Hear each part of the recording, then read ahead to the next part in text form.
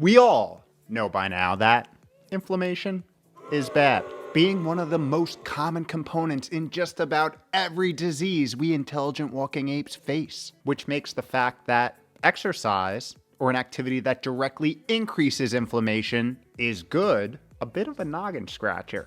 That is, until this new research hit the scientific streets, showing these cellular methods to the madness. And it may just change your approach and desire to exercise for good.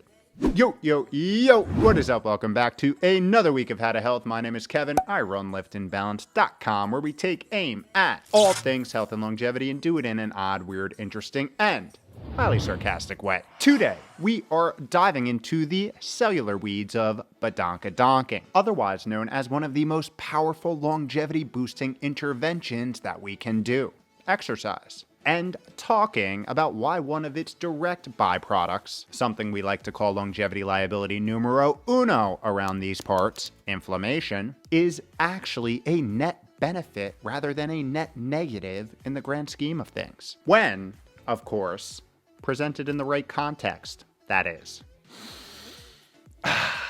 Can you feel the contradiction in the air?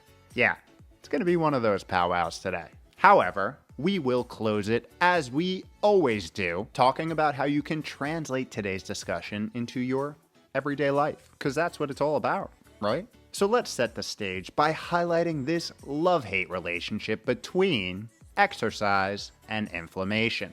If at any point in your life you hopped on the exercise wagon, then you already know. In reality, it's more like you're pulling the wagon, oftentimes through a road of pure mud.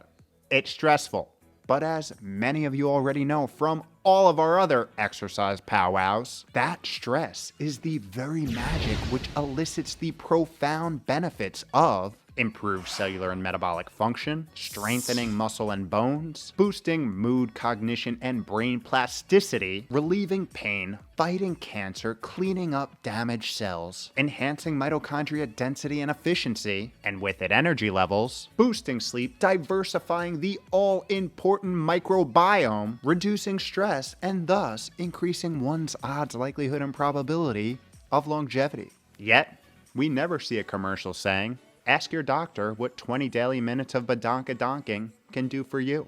Be an awesome commercial. But that's a topic for another video. And as we know, having more muscle strength and energy is literally one of the best things when it comes to extending our vitality over time, making it overall a pretty good deal for a little discomfort, right? With all that, there is one benefit we intentionally save for last, and that's its impact on levels of inflammation, because it's a rather interesting and complex relationship. Just like, you know what? I'm going to stay away from that one. You see, exercise is acutely damaging, and when vigorous, muscle tissue is stressed to the point where it actually breaks and tears. And as a natural byproduct of this damage, our internal emergency responders flood the scene, aka our immune system. And this response is nothing new, as it has been observed for some time now that exercise is directly correlated with a swift cascade of inflammatory compounds, such as cytokines and a variety of different immune cells, a phenomena which have left many scratching their head, knowing how damaging and destructive inflammation can be at the cellular level, especially when chronic. But again, the scientific community seems to have an explanation for this one too, as this inflammatory fury is often neutralized and superseded by an even bigger anti-inflammatory response. Nice, pretty cool meat suit feature,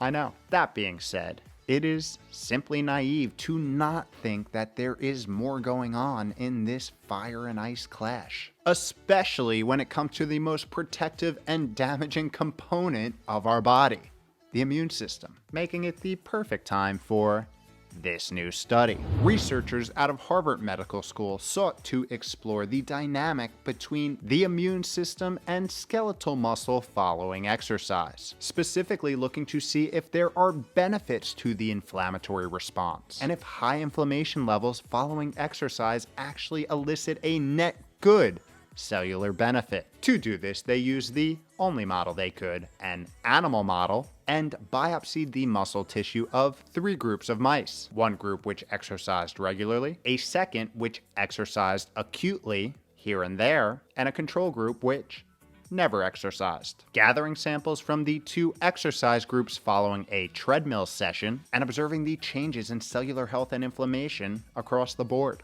So, what happened? Well, as you could imagine, some expected and unexpected things. The muscle cells of mice which ran on the treadmill, whether once or regularly, did in fact show classic signs of inflammation, with greater activity in genes that regulate various metabolic processes and chemicals related to inflammation, including a family of inflammatory cytokines called interferons. Now, interestingly, one of the main immune cells observed responding post-exercise were white blood cells called Tregs, which are known to suppress inflammation and regulate the immune system.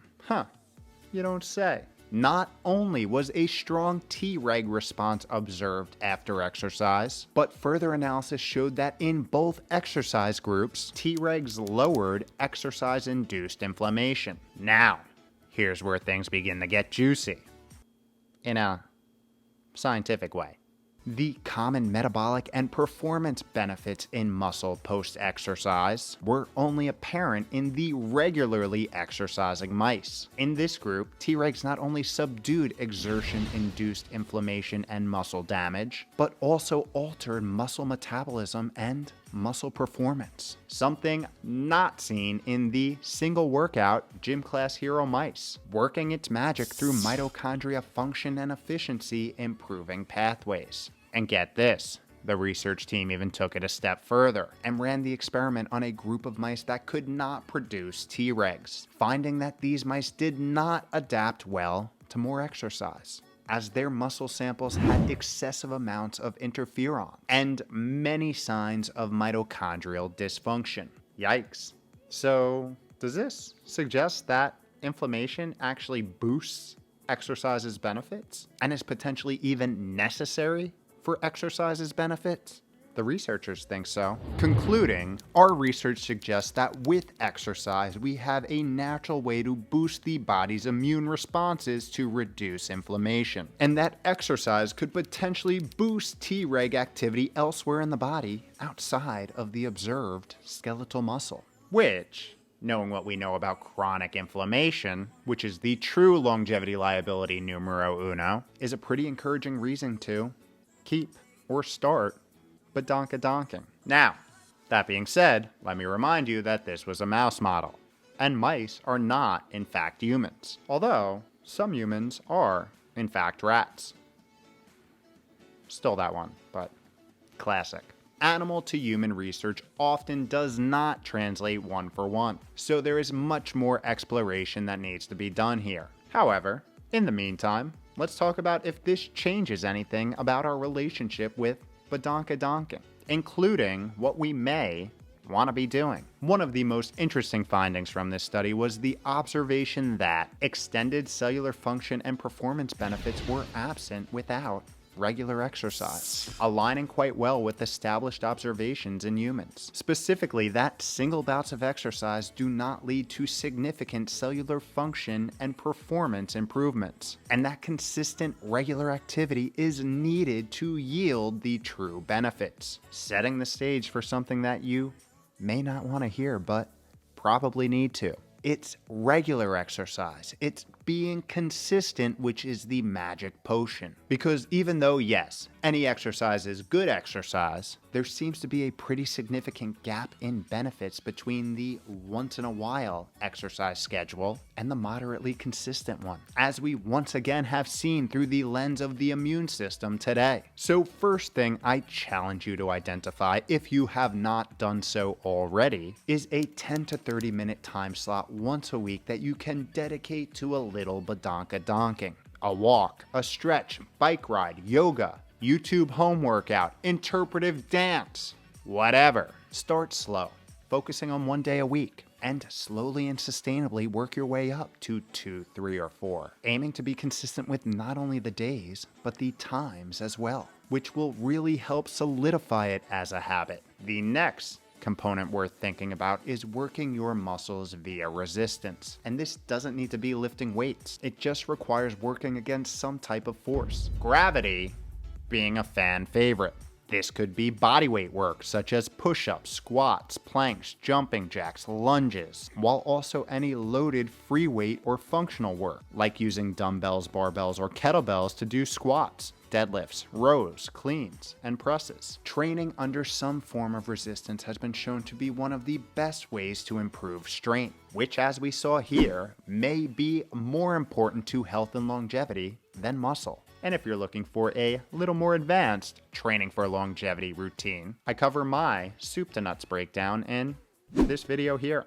As an end goal, 120 to 150 minutes of intentional activity a week is a great benchmark to strive for. Accompanying that with 8,000 plus steps a day, which is a great initial place to start, because walking is in fact us humans' OG exercise, something that we were biologically built to do. But unfortunately, this is a combo that most intelligent walking apes on this beautiful floating rock miss the mark on by a mile. Not because they're not capable, but instead because they're trapped within the confines of modern day societal norms and don't even realize it. You know, those norms which have standardized ultra-processed eating, sitting in front of a screen all day, staying inside while also not finding time to sleep. Yeah, those norms. And although there is no silver bullet in this health and longevity game, adding more strategic movement into your day may be the most potent disease-preventing and longevity-enhancing prescription on the market. The question is, are you gonna fill it? Go fill it. We'll talk next week.